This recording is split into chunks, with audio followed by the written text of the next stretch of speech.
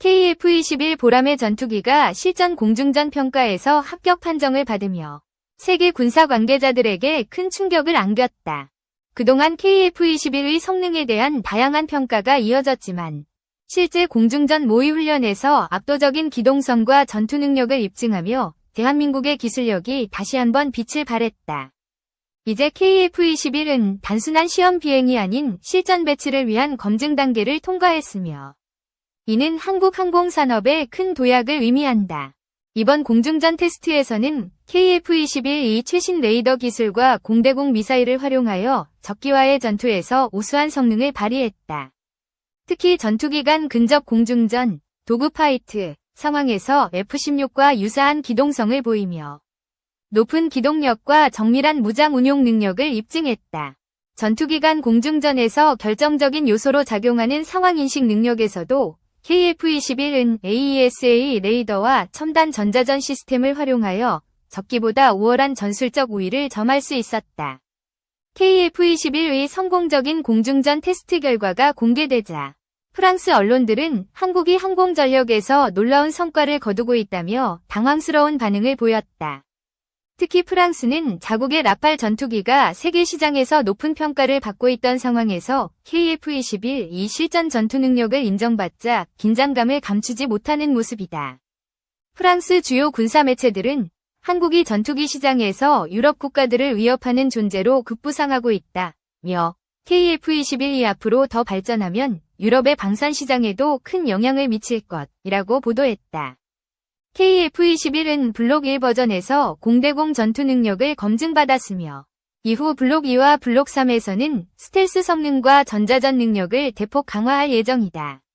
한국 공군은 2026년부터 본격적인 전력화를 진행할 계획이며 해외 수출도 적극적으로 추진하고 있다.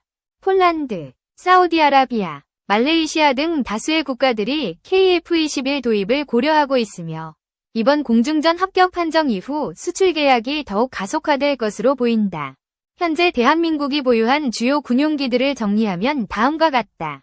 F-35A 스텔스 전투기, 미국에서 도입한 최첨단 스텔스 전투기로 대한민국의 전략적 공군력 강화를 위한 핵심 전력. F-15K 슬램 이글, 장거리 공대지 공격 능력이 뛰어난 다목적 전투기로 한국 공군의 주력 기종 중 하나. KF-16, 한국 공군의 대표적인 다목적 전투기로 지속적인 성능 개량을 통해 운용 중. FA-50 견공격기, 한국이 자체 개발한 경전투기로 국내뿐만 아니라 필리핀, 태국, 이라크 등 여러 국가의 수출 성공. C-130 수송기, 대형 병력 및 물자 수송을 담당하는 전력으로 다양한 작전에서 활용됨.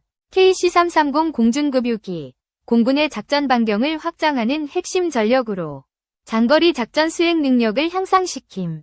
KF-21의 공중전 평가 성공 이후 유럽 각국의 국방장관들이 한국을 방문하여 방산 협력을 논의할 예정이다.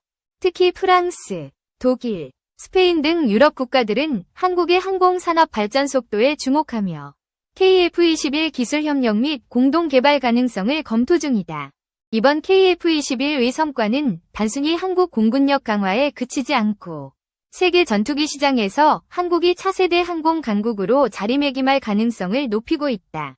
앞으로 KF-21이 유럽을 포함한 글로벌 방산 시장에서 어떤 평가를 받을지 기대된다. 2. 북한 잠수함 감시 더 촘촘, 해상작전 헬기 시호크 한국 왔다. 박수찬의 군.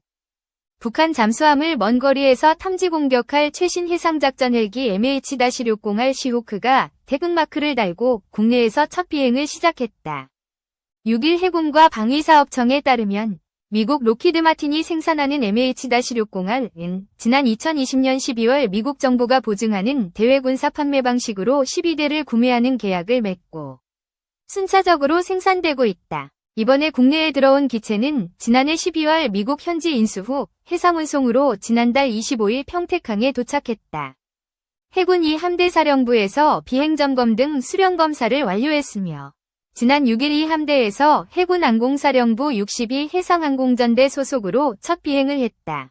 MH-60R은 1년여의 전력화 과정을 거쳐 내년 전반기부터 작전 배치될 예정이다.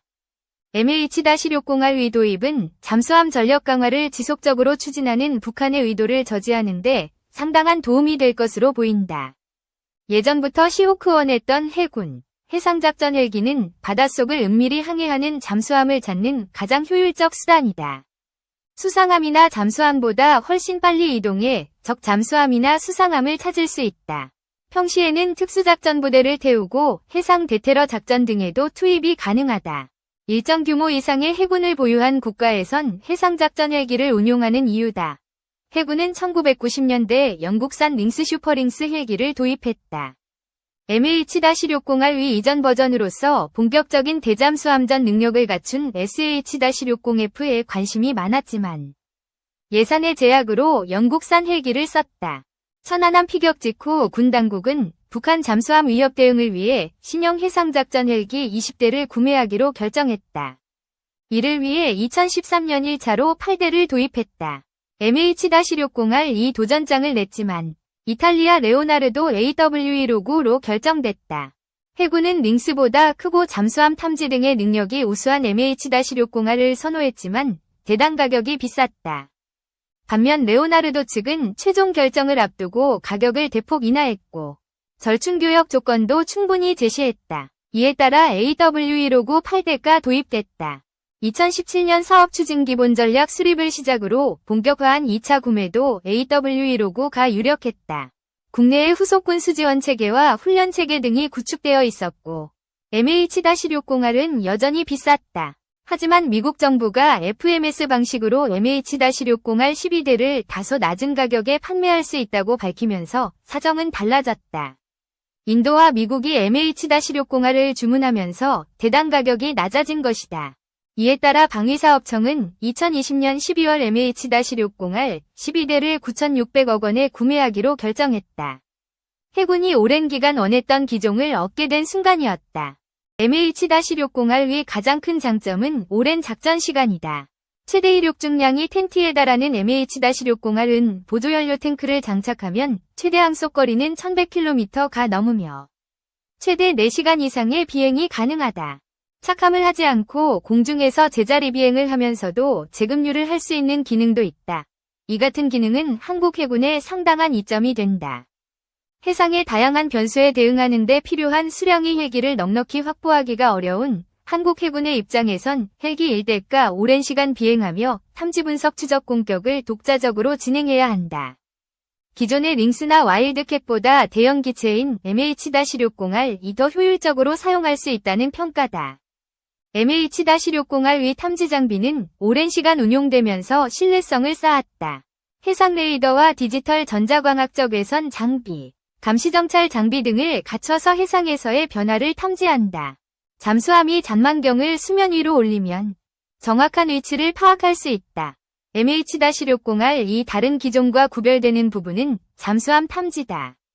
잠수함을 식별 추적하는 가변심도 음탐기, 디핑 소나, 보다 음향탐지 부표, 소노브의 위 비중이 크다. 음향탐지 부표는 항공기나 함정에 의해 해상에 뿌려져서 수중 음파를 탐지, 잠수함 동향을 파악하는 부표다. 많은 양을 뿌리면 가변심도 음탐기를 사용했을 때보다 넓은 해역을 감시할 수 있다. 가변심도 음탐기로 특정 해역에서 잠수함을 수색하려면 다수의 헬기를 투입해야 한다. 음향탐지 부표를 다수 살포하면 헬기 1대로 일정 면적의 해역에서 대잠수함 수색 작전을 할 수 있다.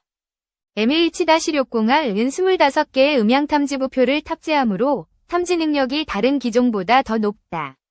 네트워크화된 임무 시스템과 디지털 조종석은 MH-602의 비행 안전성을 돕는다. 바다는 측풍과 난기류가 시도 때도 없이 불어닥친다. 지상과 달리 비행 참조점이 없다. 주야 간의 조종사가 안전하게 비행할 수 있도록 관련 시스템이 구축되어 있어야 한다. MH-602는 자동 비행 장치와 다기능 디스플레이를 갖추고 있고 야간 비행에 필요한 장비도 갖췄다. 이를 통해 해군 항공 승무원에게 비교할 수 없는 상황인식 능력을 제공한다. 무장은 수상함 등 해상 표적 정밀 타격이 가능한 헬파이어 미사일과 잠수함 공격용 MK-54 경어뢰를 운용한다. 보트나 무인기 등 소형 표적을 제압할 수 있는 12.7mm 및 7.62mm 기관총을 장착 운용할 수 있다. 해군이 기존에 운용하는 링스와 AWE 로고는 스파이크 미사일, 시스쿠아 미사일, 국산 청상어 경어뢰 등을 사용한다. MH-60R 과 호환되는 부분이 없다. 해군은 청상어도 MK54와 병행 운용할 수 있도록 체계 통합을 추진 중이라는 입장이다. 하지만 MH-60R의 무장 제어 체계와 청상어를 체계 통합하는 것은 기술적 리스크가 적지 않고 비용과 시간이 소요되는 부분이다. 당분간은 링스 AWE 로고와는 별개의 무장 체계를 유지할 수밖에 없다.